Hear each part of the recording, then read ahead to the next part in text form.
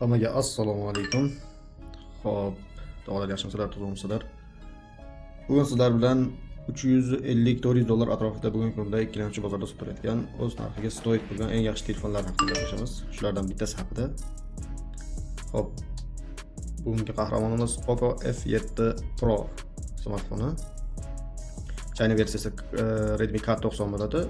Bu global versiyasi va bu telefon meni o'ylashim bo'yicha o'z narxiga 350 dollardan bugungi kunda boshlanadigan eng yaxshi smartfonlardan bittasi. Buni sababini aytib o'taman. Birinchidan, O'zbekiston sharoitida ishlatish uchun global versiyadagi eng yaxshi telefon aloqa sifati ham juda yaxshi bo'ladi. Buni China versiyasi bo'ladi, Xitoy versiyasi K90. Hamma joyi bir xil, xarakteristikasi faqat u Xitoy versiya bo'lgani uchun unda ruscha chiqmaydi, sun'iy intelлекtlari hammasi xitoycha ishlaydi internetda ham uncha yaxshi ishlamaydi, internet sifati ham, aloqa sifati ham u darajada zo'r bo'lmaydi bu telefonda, lekin bu global versiya bo'lgani uchun bunda ancha yaxshi ishlaydi. Xo'p, keyingi plus tomoni, xo'p, batareykasi zo'r, 6,5 ming mAh batareyka va yaxshi aktivni ishlatilganda bir kundan ko'pga yetadi. Bir kunga bemalol yetib ortadi buni batareykasi. 90 wattli va zaryadkasi tezkor quvvatlash chiqadi va 15 daqiqada 50% gacha, uzog'i bilan yarim soatda 100% gacha zaryadlab qo'yish imkoniyatiga ega. O'zining bistro zaryadkasiga qo'yilgan bo'lsa.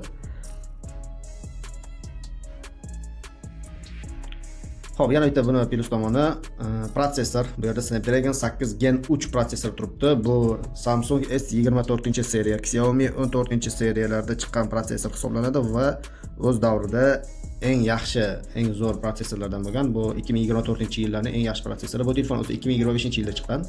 O'zbekiston bozoriga 25-yilda kirib kelgan bo'lsa, 24-yildagi flagman telefonlar protsessorlari ishlatilgan. Xo'p, yana nima qo'shimcha qilish mumkin? Telefonni minus tomonlaridan aytadigan bo'lsak, bu yerda eng katta minusi kamera. Kamerasi 50 megapiksellik kamera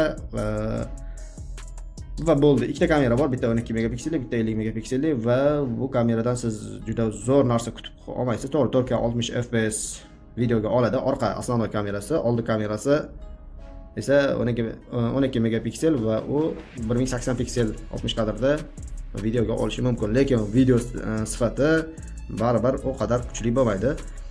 Keyingisi, ramkalari metallik bo'ladi, juda ham qo'lga chiroyli tushadi, juda ham yoqimli.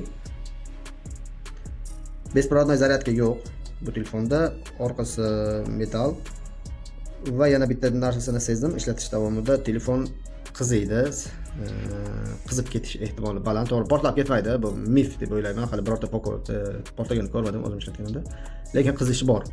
Haqiqatda qiziydi. Telefon kimlarga tavsiya qilinadi? Kundalik hayotda telefondan aktual foydalanadigan YouTube, Instagram, Telegram messenjerlar uchun, kundalik hayotda rasmga olish uchun yoki uzoq safarlarga chiqish uchun ham yaxshi chidab beradigan telefon va yana o'yinchilar uchun ham yaxshi, yomon emas.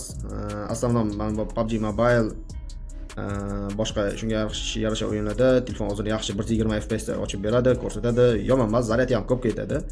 Ovozi Dolby Atmos bor bunda, ikkita tomondan chiqadi, yaxshi effekt bera oladi. Xo'p, buni yangisi qimmat turadi, 500 dollardan tepada turadi, lekin hech kimga tavsiya qilmayman yangisini olishni. Iloji bo'lsa shu, agar siz o'zingiz uchun ishlatmoqchi bo'lsangiz, ikkilamchi bozordan bo'lsa ham, do'konlardan bo'lsa ham, buni 350-400 dollargacha zo'r holatdagisini, batareyka siklini bu ko'rsatadi. Shu sikl qancha kam bo'lsa, shunchasini olgan yaxshi. Hozir meni qo'limdagi 300 sikl bo'ldi, o'sha 98% batareykasi 98% ga tushdi va 300 siklda bo'lsa ham, lekin telefon hali ham bir kunga bemalol yetib beradi. Aktual ishlatilganda, agar aktual ishlatmaydigan bo'lsangiz 2 kunlab yetib beradi. Batareykasi juda ham yaxshi. Xo'p, menda hozircha shular, hammaga rahmat.